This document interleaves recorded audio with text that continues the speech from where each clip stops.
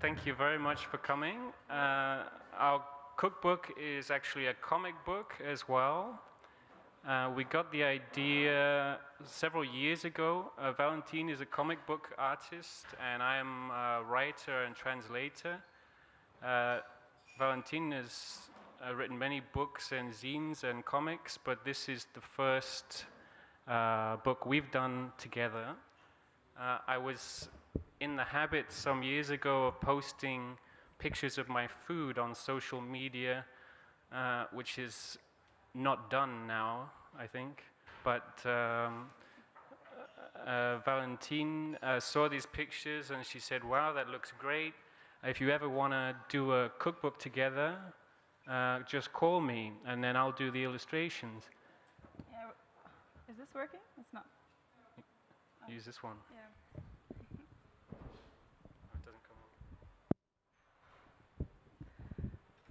Yeah, I just wanted to say it was supposed to be a cookbook with a few illustrations, but then we got a bit carried away and it became this extravagant story with many plots, twists and turns, and it became mostly a comic with some recipes.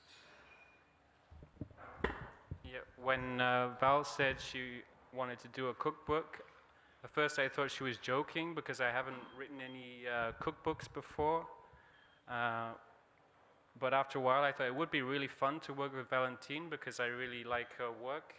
It really would be fun to work with her.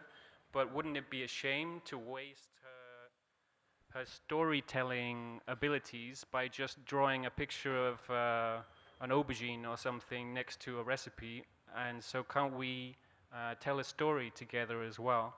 So we ended up writing a story that combines all of our interests, I think, well, all of the ones that overlap anyway. So it's a story, it's not about veganism, but a lot of the characters are vegan. Yeah. Yeah, that's a bit annoying that this one doesn't work. Maybe I can take this off and you just hold it.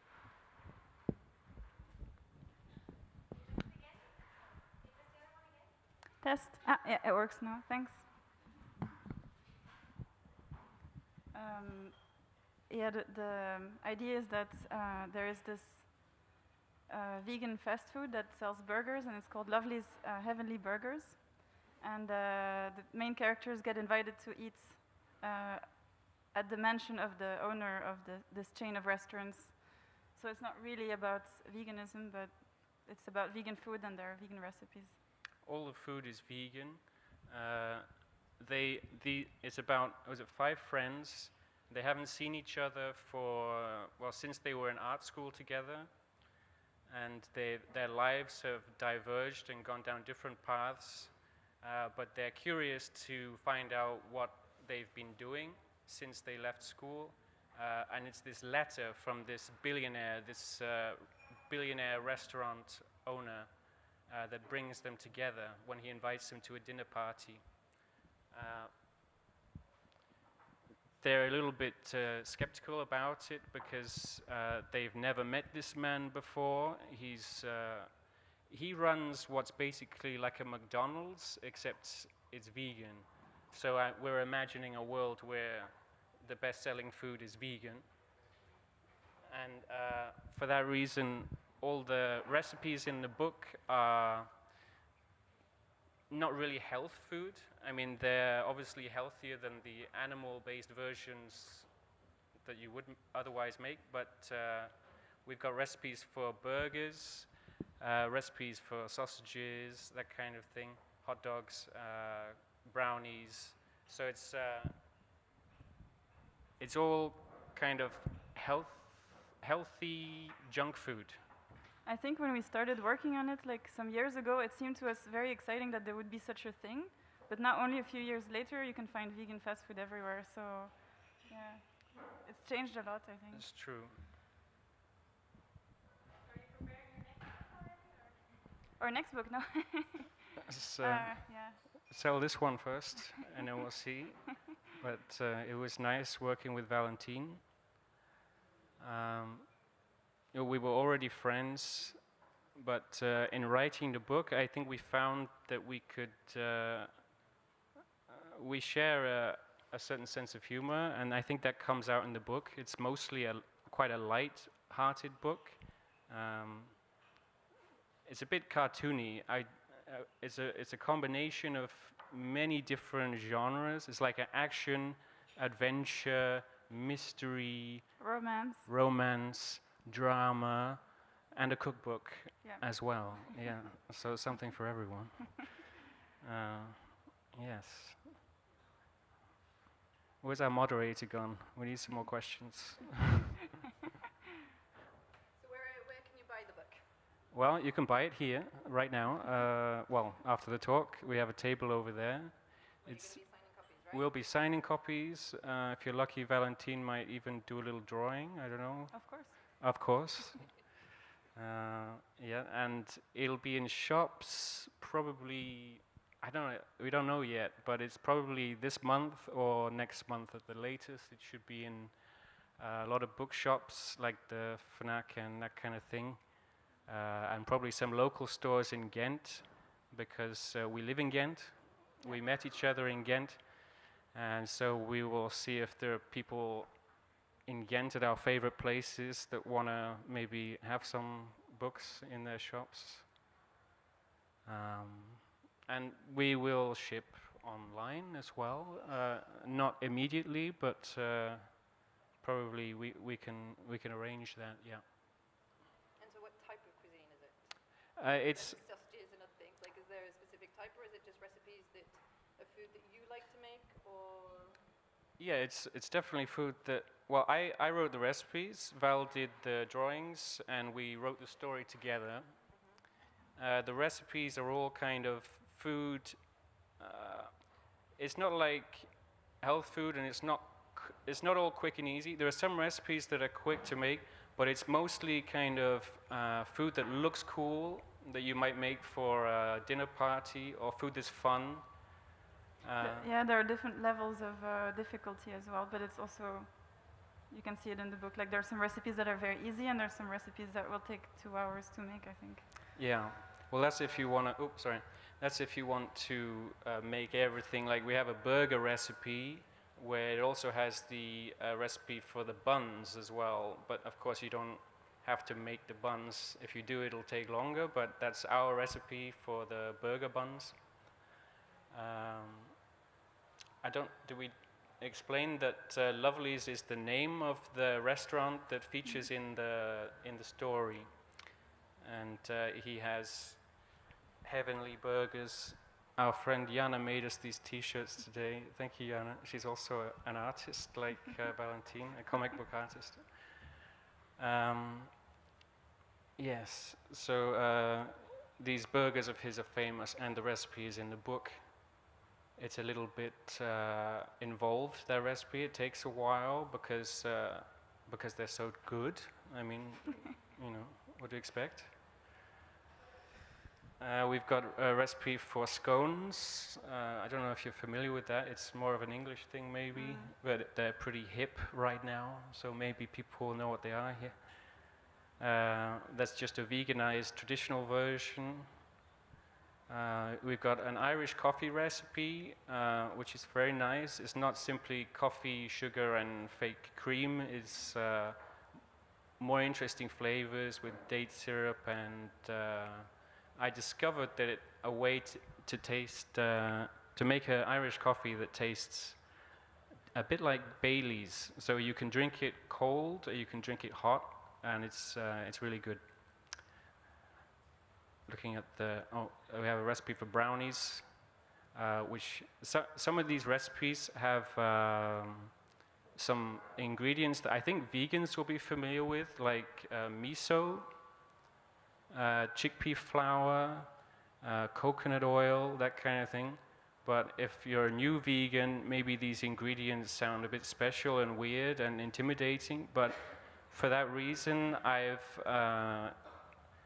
used these recipes several times throughout the book. So if you buy a big bag of miso, you don't use it once and then not know what else to do with it. So the recipes use some ingredients quite a lot. but like even in these brownies, there's miso, which adds a nice salty kind of touch to it. Yeah.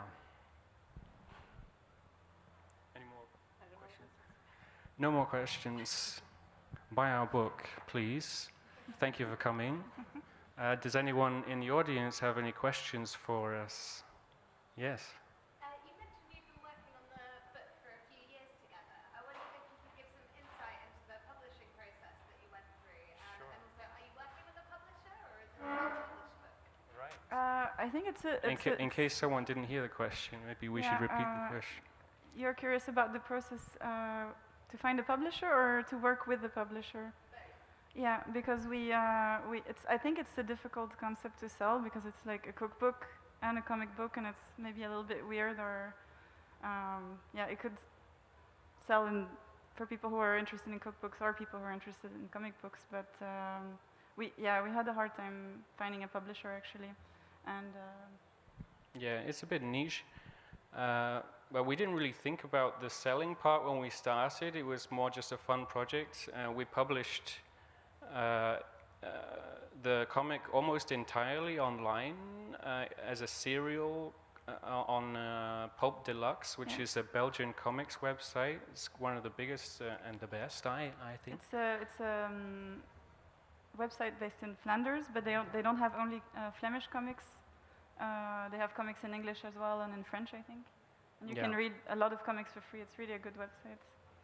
But the printed version, the pages have been cleaned up a little bit, and there's also an epilogue, which is not in the version we published online. Also, the recipes are not online, so that's kind of the reason to buy the book instead of just read online, I guess, and to have this nice object. We're very happy with how it turned out. The colors are very nice. And in answer to your question, we have a publisher. It's called VOS, or Vlaamse Onafhankelijk Stripgilde. It's somewhere between self-publishing and publishing.